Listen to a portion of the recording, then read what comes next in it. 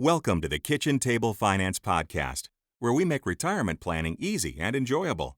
Discover practical advice to create a retirement strategy that fits your lifestyle and budget. Hey Dave, how you doing today? I'm doing excellent, Nick. How are you? Fantastic.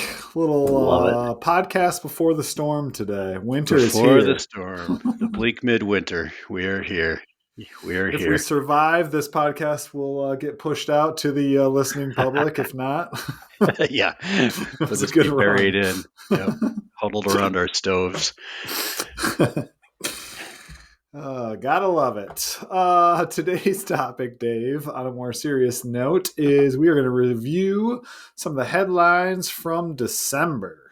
Yeah, well, December, and I think a few of these spill over here into early January, but this is our third installment here, our third month of highlighting some of the better things we've seen out there for That's right. consumer financial planning. Yeah, so our listeners don't have to read the whole article. We'll do the legwork for you. You Right. just stick to the Well, headlines. We'll tell you what's I in like there to if think it's worth they'll reading. read the whole article, but they'll be able to ignore all the other garbage that's out there, Yeah, right? there you go. I like These it. are the ones we think are worth attention. I like it a So, lot. yeah. So, our first headline, Dave, is actually no surprise here from the Wall Street Journal. And it is actually about charitable donations. This is the time of the year when we see a lot of these articles about charitable donations, a lot of people trying to get their year end donations in for tax purposes. So, a lot of different stuff coming out in regards to charities. What I like about this one is it really talks a lot about how to donate, not necessarily the mechanics of it or how you might save in taxes, but how to learn about some of these charities, how to make Right. sure you're, yes, you want to give your money away. And yes, there's some tax incentives a lot of times, but also you don't want it to just go to waste. So, how do you think about and vet some of these charities that are out there?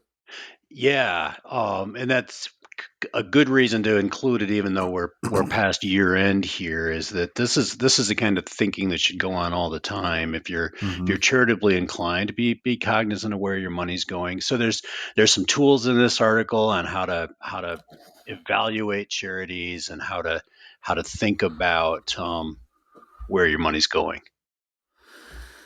Yeah, so there's a couple different online resources to learn about charities. Charity Navigator is a big one. There's also it's called Candid, which I don't personally have a lot of experience with. And then the third one is just your local community foundation. Right. Usually has a really good pulse on, what are some good charities? What charities do they kind of support and follow? Yeah. So reaching out to them might also be a really good idea. Yeah, and all three of our major communities where we have clients have very strong community foundations: Ann Arbor, Yeah. Lansing Community Foundation, and then the Straits Area Foundation up here in the north part of the state. Yeah. So our next article is also kind of in the same vein. I don't think we've talked about this one before, Dave. It is from the Wall Street Journal. And there was the Wall Street Journal bureau chief. Not entirely Yes. sure what that means, but it sounds really cool. Stephen Yoder and his wife Karen started a series after Stephen retired. And it just kind of follows a newly retired couple and kind of some of the things that they are thinking about and going through. Right. So, for our about to be retirees or recent retirees, I think it's a really good resource to kind of follow along with some of the similar things that you're probably experiencing. But it's just Yeah. kind of a firsthand account of the decisions they're making and the obstacles. And this one was along the lines of charitable donations and how Right. to think about that and what to give and how to think through some of that stuff. Yeah, this has been an interesting series. I think this was the third article in this Either third or series. fourth, yeah. Yeah, Mm-hmm. it's been ongoing. I've been trying to keep track, and yeah, because it's a common, it hits on a common theme we see from new clients. They want to be charitably inclined, but they're also trying to balance that against their basic retirement spending needs. And so these are Mm-hmm. these are just good little practical not everybody's situation is going to match up to Steve and his wife Karen, but at Right. least we get a glimpse into like real world decision making from some folks that have put a lot of thought into it. And I love it for that.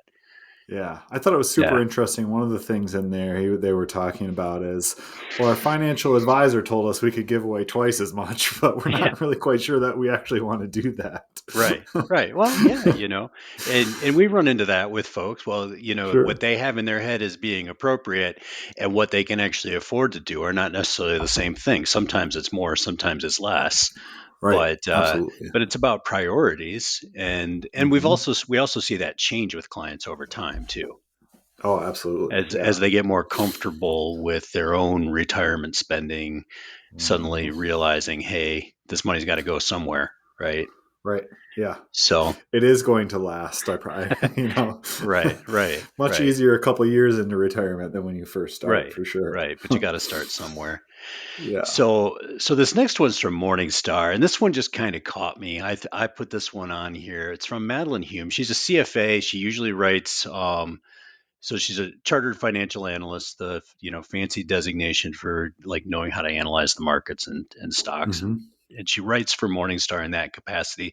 But this was more of a personal essay, and I liked it because she was talking about why she wanted to become a chartered financial analyst, and a lot of it had to do with what we refer to as money scripts.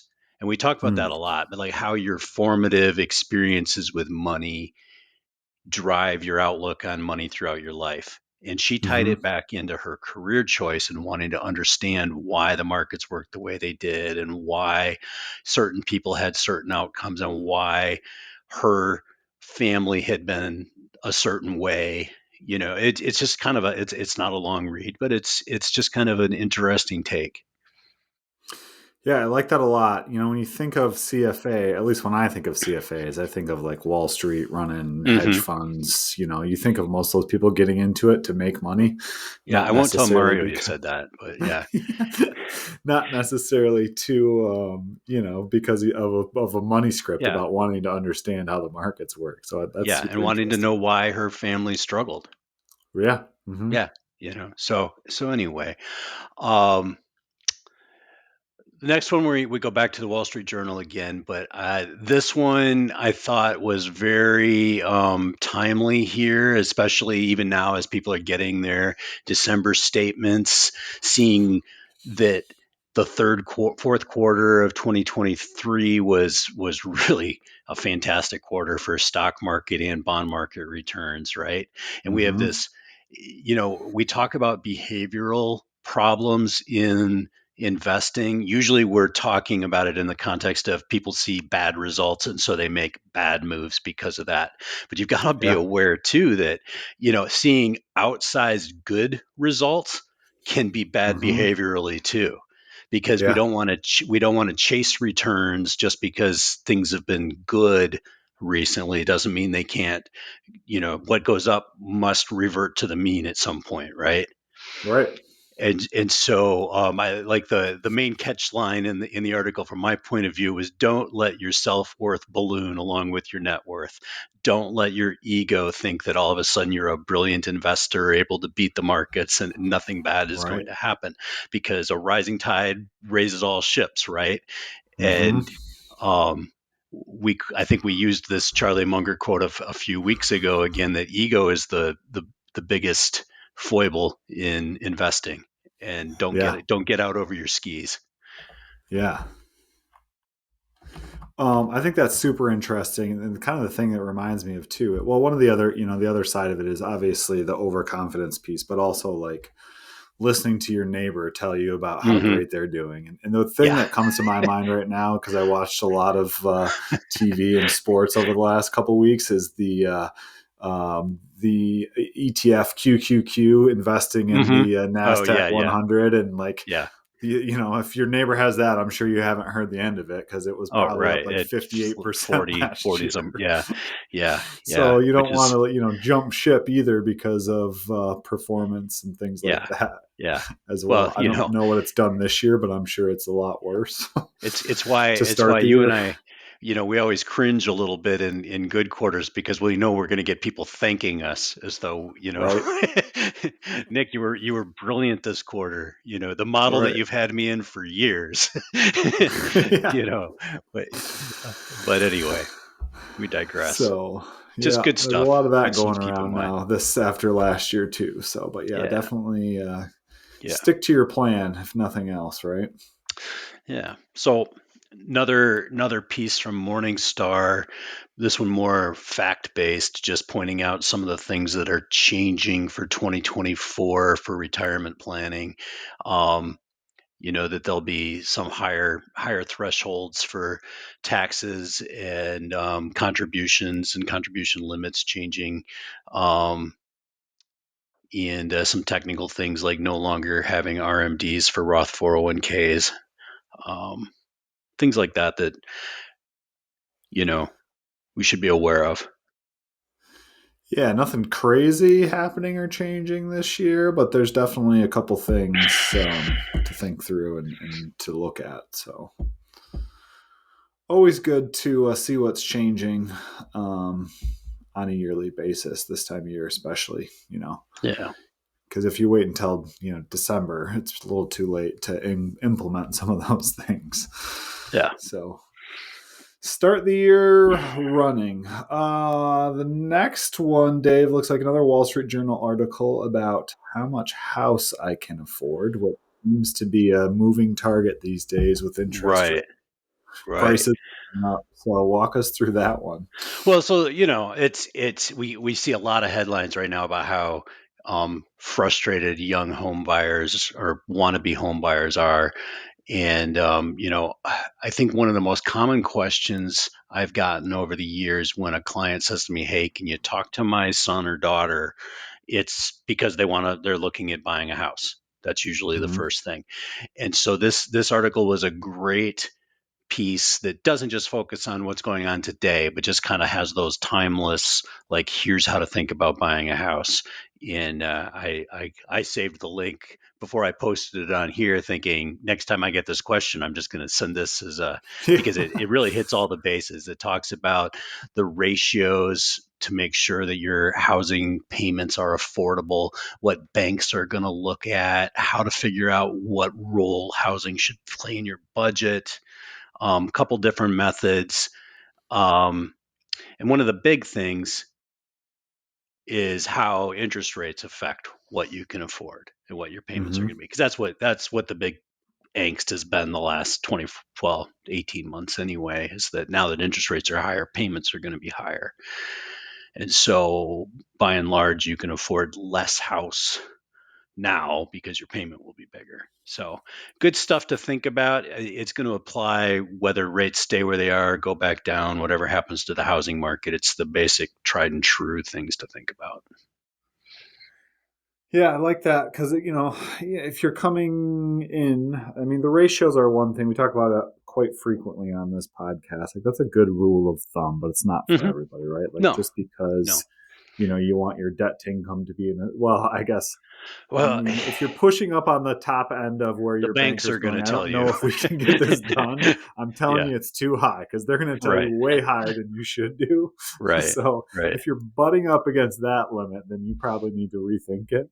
Yeah. I'll tell you the number one advice that I give for people that are walking through like making a housing change or buying a house is figure out your budget, right? Like what is it now and what are you going to like then put in that new mortgage payment, right? And that new escrow payment and start adjusting, right? So that you can really kind of wrap your mind around, well, for example, we have $500 a month going into our vacation fund. If we buy this new house, that's going to go down to 200. Is that going to be enough for us? Is it worth it to buy this new house? Hmm. And really maybe even go as far as like living on that new budget for a couple of months just to make sure that you're going to be able to do it and you're still going to be happy with those results before you actually go ahead and sign up for that and buy that house. Because what happens all too often is people do it the opposite way, right? They're like, okay, the bank says we can qualify for this, so we buy the house, and then all of a sudden we got to figure out how to adjust things after the fact, and by that point it's too late, right? Right, right. So, our next article comes to us from Forbes, and that is Retirement Planning is More Than Financial Planning, which is kind of right in line with things that we say on this show very, very often. And so, the article kind of talks about how finances are crucial. But if you only consider finances, it just becomes this hub around which your life Hmm. revolves. And so instead of focus on building your life around the best version of yourself is really a way to kind of put things in proper perspective, right? So money is a tool, not the end all be all of retirement planning. So you should worry so much about making sure that you kind of fitting into this box of your retirement plan. But like, what are you going to do to enjoy life? What are you going to do to Right. enjoy retirement? And Right. I tell people all the time, you spend what, 30 plus years saving for retirement, and you spend about 30 minutes thinking about what that actually means and what you're going to do in retirement. And that's Right up probably a until you pretty get there. good Yeah. estimate, right? Yeah. So, like, Yeah. let's flip that around. Let's think about what's truly important to you, what you want to accomplish, and then we can kind of fit the finances into that, so to Absolutely. speak. Absolutely. So, the mathematical approach isn't always the best. It's not always about maximizing or figuring out how to maximize the amount of income you have. It's more about maximizing your life enjoyment, really. And so Right. this Forbes article goes through a lot of kind of those similar concepts, which I thought was really good. Yeah, and he also makes good comments about how to think about uncertainty, right? Mm-hmm. Like you don't know exactly what tax rates are going to be. You don't we you know we deal with we deal with this sometimes where people want a spreadsheet that calculates out what their account balance is going to be on December 31st, 2042, right?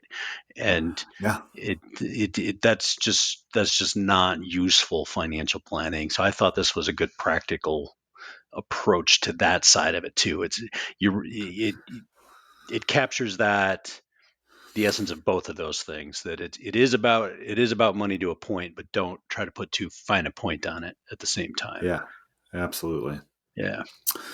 The next article is actually a press release from the state of Michigan, where there is going to be a state tax rebate credit for electric or hybrid vehicles. And it just kind of depends on what vehicle it is in terms of how much you can actually qualify. It's anywhere from $2,500 to $1,000. Um, and it's not just electric; it's also new internal combustion vehicles as well. So there's Yeah. about $25 million in the budget, and the rebates will continue until they run out of money. So I guess if you're in the car market, Yeah. now's your chance. Go get some of your state tax money back. Yep. That's right. Yeah. Before it's all gone. Good. So that was another article that's been out there, been in the press a little bit as well. There's also electric vehicle credits from on federal taxes as well. I think we actually have a link to some of that stuff as well. We can throw in the show notes, Okay. Dave, if I'm Yeah. not mistaken. So I think there's about $7,500 that you can qualify for there as well. So Yeah. let's see. Last but not least, we've got Paul Merriman about the 3 ways investors are Yeah. tricked and 6 ways to protect yourself. Yeah, I like Paul Merriman, and this is the link we'll post is to his website, but it's a reprint of an article he did for Market Watch back in November. And yeah, he talks about 3 ways that investors get fooled, and he doesn't mean like Bernie Madoff fooled Yeah. necessarily. But when we're not I would rephrase it as ways we're not realistic with ourselves, or that we fall for lesser things than the Bernie Madoff kind of scams. But the first one being, it's really easy to get facts turned around and what history really means. And he walks through some different ways, like looking at the same data for different time periods gets you very different impressions about what different parts of the market have done. I thought that was really Right. interesting. And for folks that don't deal with this stuff on a day-to-day basis, it kind of gives you an idea of how complex it can get real fast. Um, we also fool ourselves, and we talk about that quite a bit too. All the behavioral issues we have, how our brain works with money that gets in our own way. But we often only hear what we want to hear when we're talking about investments. I Hmm. always joke with clients, or not clients necessarily, but we'll be talking to somebody else. Oh, you work in investments? Oh yeah, I bought XYZ last year and blah blah blah blah blah. And my response is, that's great. What was your worst investment over the last 5 years? Because they never want to talk about that. Right. And Oh I yeah. and I don't, I'm not quite that crass about it, but you get the, you know what I'm saying. We always hear the good side, not the bad side. Hmm. And the other thing is, our brains want to fill in gaps in knowledge with what we hope rather than what we know. So if you Right. see a fact, and we do this so subconsciously every time we hear a story in the news, right? We read a headline and we don't know the whole story, but our mind immediately is filling in the gaps based on our own experience. And we need to make sure we don't let that happen when we're thinking about our investments. And the last way is that we get fooled by slick marketing. And, Wall Street is very, very good. Wall Street and the insurance companies and all of those folks are very, very good at playing on our own predilections to just hear what we want to hear. and Yeah. and mutual fund statistics are, it's really easy to make things look good, but we're only looking at the survivors, right? They don't talk about all the stuff that went Right. wrong. Yeah. And Paul reminds us that those performance numbers usually are leaving out sales charges and commissions and all the other things that need to be factored Hmm. in. And usually when we hear about investments, it's after the price has moved up, after they've done great, and we know Right. how that works, right? So, yeah. Yeah, buy low, sell high, but nobody comes to your door with a mutual fund that just lost 60% last year and Right, asks you to right. buy it, Where, right? yeah, yeah, yeah. So what he reminds us: stick to the basics and stick to a diversified portfolio and ignore short-term performance. And Paul has a real knack for writing about that stuff in a way that everyday people can digest. So I love it. Yeah, absolutely. And if you're not sure about that, hire someone to do that stuff for you and work with them. How's that for We a might know for a some people, fourth one? right? That's right. That's Yeah. right. So, all right. Good stuff as always. Lots of stuff out there in the news, but hopefully we will post these links to these articles if you want to dig into them. This is kind of the good that we found in December, early January. So take a look. And if you have an article you want us to take a look at, feel free to shoot it over to us at info@srbadvisors.com. Dave, as always, it's been a pleasure. Thank you, Nick. Always fun.